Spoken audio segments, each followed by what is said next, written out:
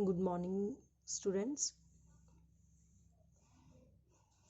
Today we are going to do chapter number 16, which is on page number 107. Earn your living. मेहनत करके जियो. Fine. So chapter number 15 की worksheet अभी pending है.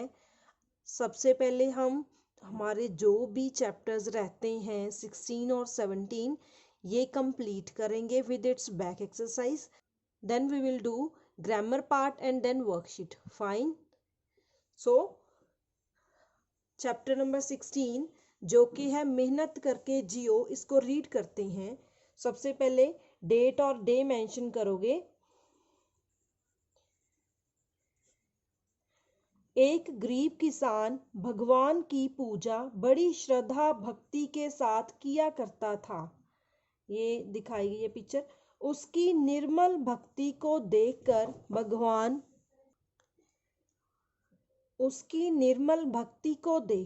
भगवान उस पर प्रसन्न हुए. एक दिन उन्होंने प्रकट होकर किसान से कहा, वत्स तुम्हें जो चाहिए वरदान मांग लो. ये देखो भगवान जी जब प्रकट हुए तो किसान को वो कह रहे हैं कि आपने जो भी वरदान मांगना है वो मांग सकती हो. एकाएक भगवान को अपने सामने यूं खड़ा देखकर किसान हक्का बक्का रह गया. उसकी समझ में नहीं आया कि वह क्या मांगे. उसे हक्का बक्का मीन्स हैरान देखकर मुस्कुराते हुए भगवान ने कहा, संकोच न करो वत्स, तुम्हें जो चाहिए मांगो, लेकिन इतना ध्यान रखना कि जो कुछ मैं तुम्हें दूंगा वह तुम्हारे गांव वालों को भी बिना मांगे मिल जाएगा. भगवान की दिलासा भरी बातें सुनकर किसान में हिम्मत आ गई. उसने हाथ जोड़कर प्रार्थना की, हे भगवान, मेरे मन में किसी के लिए ईर्ष्या द्वेष नहीं है. यह तो और भी खुशी की बात है कि जो मुझे मिले वह मेरे गांव वालों को भी मिल जाए. किसान की बातें सुनकर भगवान बहुत प्रसन्न हुए और बोले, तुम बहुत नेक हो. अब तुम्हें जो चाहिए वह वरदान मांग लो, लेकिन ठहरो, क्या यह ठीक नहीं रहेगा कि इस मामले में तुम अपनी पत्नी से भी सलाह कर लो.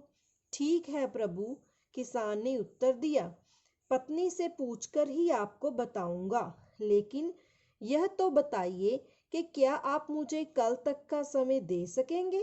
अवश्य, तुम कल तक अपना निर्णय कर लो.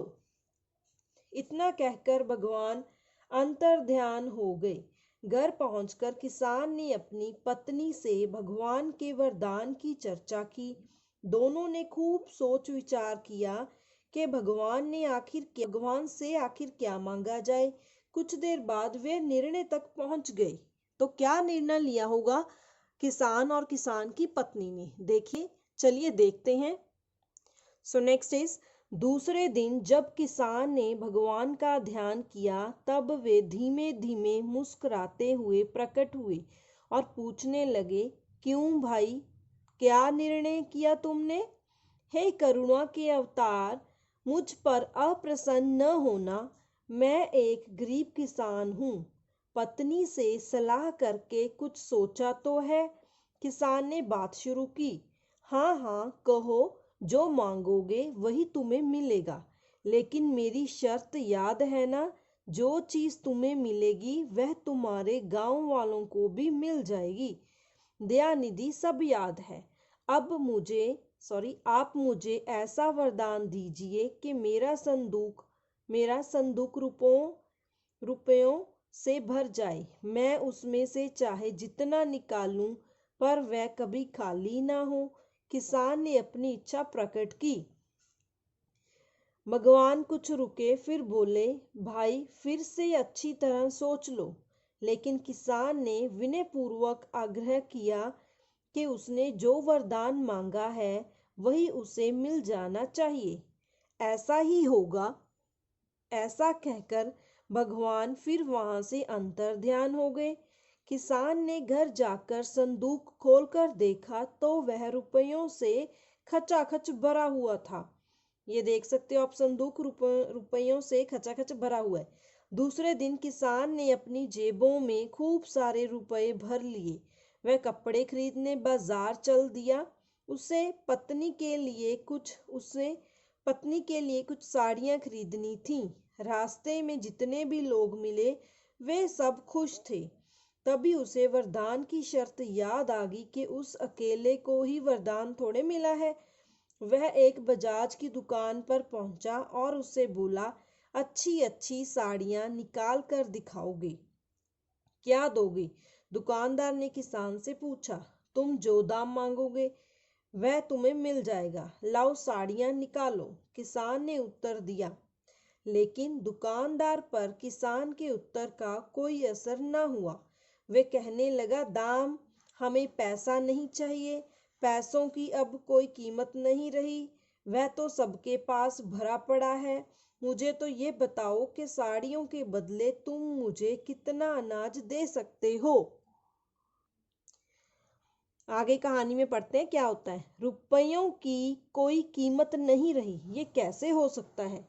किसान ने आश्चर्य में पढ़कर पूछा। उसे लगा कि शायद दुकानदार उसे मजाक कर रहा है। वो दुकानदार को बोला कि साड़ियाँ निकालो, तुम जितना दाम लगाओगे मैं उतने पैसे दूंगा। लेकिन दुकानदार ने क्या बोला कि अब पैसों की तो कोई कीमत ही नहीं रही, क्योंकि सबके पास बहुत सारा पैसा हो गया है, तो मुझे अब अनाज देना। दुकानदार ने उत्तर दिया, भाई मेरे, अब प्रत्येक व्यक्ति के पास काफी रुपया पैसा हो गया है। अब किसी को उसकी जरूरत नहीं रही, इसलिए उसकी कीमत ही गिर गई है। दुकानदार ने उसे बहुत समझाया, मगर किसान की समझ में यह बात नहीं आई। वह वहां से दूसरी दुकान पर गया और दूसरी से तीसरी पर। इस प्रकार वह कई दुकानों पर गया, लेकिन सभी दुकानदारों का एक ही उत्तर था, गेहूं, चावल, दाल, चना कुछ भी लाओ, पर रुपया हमें नहीं चाहिए। बेचारा किसान परेशान हो गया। जब कोई चीज खरीदने जाता उसके सामने यही कठिनाई आती, सब पैसा लेने से इनकार कर देते। आखिर एक दिन किसान ने फिर भगवान का ध्यान किया। भगवान प्रकट हुए। किसान ने शिकायत की, हे प्रभु, आपने तो मुझे बड़ा धोखा दिया। ऐसे वरदान को लेकर मैं क्या करूं? भगवान ने कहा, भाई, मैंने तो तुम्हें धोखा नहीं दिया, तुमने अपने आप को खुद ही धोखे में डाला है। लेकिन प्रभु, अब मैं क्या करूं? किसान ने गिड़गिड़ाकर कहा, क्योंकि पैसे तो उसके किसी काम के नहीं रहे। तो फिर वरदान वापस ले लूं? भगवान ने हंसते हुए पूछा। किसान की जान में जान आई। प्रसन्न मन से बोला, हाँ प्रभु, मुझे नहीं चाहिए ऐसा वरदान, आप वापस ले लीजिए। मैं तो हमेशा की तरह अपने हाथ पैर की मेहनत पर ही जीना चाहता हूँ। भगवान हंसते हुए बोले, यह ठीक बात है, तुम भी मेहनत करके जिंदा रहो और दूसरे लोग भी मेहनत करके जिंदा रहें, इसी में दुनिया की भलाई है। तो स्टूडेंट्स, ये थी हमारी कहानी मेहनत करके जियो, जिसमें किसान भगवान जी से वरदान मांगता है। कौन सा वरदान? कि उनका संदूक हमेशा रुपयों से भरा रहे और जितने भी निकालें दोबारा से फिर उतने ही रुपए वहां पे आ जाएं। तो ऐसे करके जब वो अपनी पत्नी के लिए साड़ियां लेने दुकानदार के पास जाता है, तो वह उन्हें कहते हैं कि अब तो रुपयों की कोई भी कीमत नहीं रही, क्योंकि रुपए तो सबके पास आ चुके हैं। अब उन्हें अनाज, दालें, कुछ भी ऐसी चीजें चाहिए थी, गेहूं, चावल, दाल, चना, ऐसा। तो फिर किसान तो अपना वरदान पाकर बहुत परेशान हुआ, क्योंकि ऐसा वरदान तो गांव के सभी लोगों के पास था। फिर किसान ने क्या किया, एक दिन भगवान को फिर से दोबारा याद किया। तो भगवान जी प्रकट हुए और उन्होंने कहा, क्या फिर मैं अपना वरदान वापस ले लूं? तो किसान बहुत खुश हुआ। किसान ने बोला, हाँ, कि अपना यह वरदान वापस ले लो। मैं इस वरदान से खुश नहीं हूं, क्योंकि यह वरदान मेरे किसी काम ही नहीं।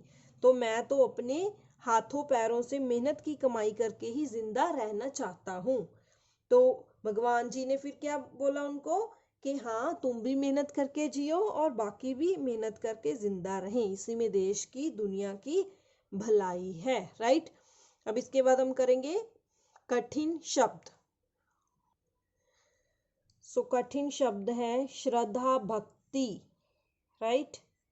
नेक्स्ट है वत्स, हक्का बक्का, मुस्कराते, संकोच, हिम्मत, ईर्ष्या द्वेष, फाइन, प्रसन्न, अवश्य, अंतर ध्यान। कौन कौन से इसमें कठिन शब्द हैं? श्रद्धा भक्ति, वत्स, हक्का बक्का, मुस्कुराते, संकोच, हिम्मत, ईर्ष्या द्वेष, प्रसन्न, अंतर्ध्यान और अवश्य, राइट। नेक्स्ट है निर्णय, अप्रसन्न, दयानिधि, संदूक, विनयपूर्वक, अंतर्ध्यान, साड़ियां, साड़ी का साड़ियां, शर्त। कौन कौन सी हैं? निर्णय, अप्रसन्न, दयानिधि, संदूक, अंतर्ध्यान, विनयपूर्वक, आग्रह भी लिख सकते हो आप, अंडरलाइन कर सकते हो, साड़ियां, शर्त, राइट। नेक्स्ट है अचरज, जरूरत, परेशान, इनकार, कठिनाई, शिकायत, धोखा, गिड़गिड़ाकर, भलाई, दुनिया, राइट। कौन कौन से कठिन शब्द हैं? अचरज, जरूरत, परेशान, कठिनाई, इनकार, शिकायत, धोखा, गिड़गिड़ाकर, दुनिया और भलाई, राइट। नेक्स्ट है कठिन शब्दों के अर्थ। श्रद्धा होती है पूज्य भाव, डिवोशन, फेथ। अप्रसन्न, नाराज। दयानिधि होता है दया का सागर, निर्मल, स्वच्छ, साफ। वत्स, पुत्र। आग्रह, निवेदन। संकोच, शर्म, झिझकना, शाइनेस। प्रार्थना, विनती। ईर्ष्या द्वेष, जलन और शत्रुता। नेक, भला। अंतर्ध्यान, गायब हो जाना, लुप्त हो जाना, डिसअपीयर होना। प्रभु, भगवान। इनकार, मना। चर्चा, बातचीत। करुणा, दया। भलाई, अच्छाई और हित, राइट। तो ये डिफिकल्ट वर्ड मीनिंग भी अपनी नोटबुक में नोट डाउन करोगी, fine. So read this chapter again, understand its story, then note down difficult words and word meanings in your notebook number 1, right? So students, as there is no live class, so we will do back exercise in this video, right? So हम question answer को छोड़कर बाकी सारी back exercise करेंगे, fine. So first question, निम्नलिखित पंक्तियों को पढ़िए और प्रश्नों के उत्तर दीजिए। घर पहुंचकर किसान ने अपनी पत्नी से भगवान के वरदान की चर्चा की। किसान कहाँ पहुंचा? अपने घर। वहां जाकर किसान किससे मिला? घर जाकर किससे मिला था? अपनी पत्नी से। किसान ने किसकी चर्चा की? भगवान के वरदान की, राइट। उसने घर जाकर संदूक खोलकर देखा तो वह रुपयों से खचाखच भरा हुआ था। यहाँ उसने शब्द किसके लिए प्रयोग किया गया है? किसान के लिए। उसने क्या खोलकर देखा? संदूक। उसमें क्या भरे हुए थे? रुपए, राइट। नेक्स्ट है थर्ड, कोष्ठकों में से उचित शब्द चुनकर खाली स्थान भरिए। घर पहुंचकर किसान ने अपनी डैश से भगवान के वरदान की चर्चा की। माता से या पत्नी से? पत्नी से। किसान का संदूक डैश से भरा हुआ था। रुपयों से या कपड़ों से? रुपयों से। किसान को लगा कि शायद दुकानदार उससे डैश कर रहा है। बात के मजाक। घ, एक दिन किसान ने फिर भगवान का डैश किया, ध्यान के भजन, ध्यान किया। तो फर्स्ट फिलअप में आएगा पत्नी, सेकंड में रुपयों, थर्ड में मजाक, फोर्थ में ध्यान। नेक्स्ट फोर्थ प्रश्न, ये शब्द किसने कहे, किससे कहे। क, जो कुछ मैं तुम्हें दूंगा वह तुम्हारे गांव वालों को भी बिना मांगे मिल जाएगा। किसने किससे कहे थे, भगवान ने किसान से। ख, मेरे मन में किसी के लिए ईर्ष्या द्वेष नहीं है, किसान ने भगवान से। ग, क्योंकि अब कोई कीमत नहीं रही, दुकानदार ने किसान से। आपने तो मुझे बड़ा धोखा दिया, किसान ने भगवान से। ढ, तुमने अपने आप को खुद ही धोखे में डाला है, भगवान ने किसान को कहे। क्लियर। सो स्टूडेंट्स, भाषा बोध का पहला प्रश्न है, नीचे दिए गए मुहावरों का अर्थ लिखकर अपने वाक्यों में प्रयोग कीजिए। तो ये अपने आप करोगे। हक्का बक्का रह जाना, हैरान रहना, जान में जान आना, जान में जान आना, हिम्मत आना, आंखों का तारा, बहुत प्यारा, कान खाना, परेशान करना, परेशान करना। राइट। नेक्स्ट है सेकंड, नीचे दिए गए शब्दों के विलोम शब्द लिखिए। विलोम मीन्स अपोजिट वर्ड्स। क, गरीब का है अमीर। ख, वरदान का है श्राप। ग, प्रसन्न का अप्रसन्न। घ, प्रश्न का उत्तर। ड़, ठीक का गलत। च, हंसना का रोना। गरीब अमीर, वरदान श्राप, प्रसन्न अप्रसन्न, प्रश्न उत्तर, ठीक गलत, हंसना रोना। थर्ड, नीचे दिए गए शब्दों का रेखा खींचकर उनके पर्यायवाची शब्दों से मिलान कीजिए। पूजा उपासना, प्रसन्न खुश, संकोच शर्म, ईर्ष्या जलन। राइट। सलाह मशवरा, मशवरा, निर्णय फैसला, प्रार्थना विनती, आश्चर्य आश्चर्य। Right. So fourth question is, निम्नलिखित वाक्यों में उचित विराम चिन्ह लगाइए। So do this question yourself as a homework. Question number 1 और 4th। राइट। भाषा बोध के प्रश्न नंबर 1 और 4 आप अपने आप करोगे। नेक्स्ट है कुछ करने के लिए मीन्स एक्टिविटी, कि यदि आप किसान की जगह होते तो भगवान से क्या मांगते। तो यहाँ पे आप अपना व्यू लिख सकते हो कि आपके मन में क्या आता है कि अगर आप किसान की जगह पर होते और भगवान जी आपके सामने आ जाते तो आप उनसे क्या वरदान मांगते। Fine. Right. So students, complete this work. जो बुक का वर्क है उसको बुक पर ही करना है, जो नोटबुक का है वो है आपके कठिन शब्द और शब्दों के अर्थ। Right. So complete your work. Okay students, thank you.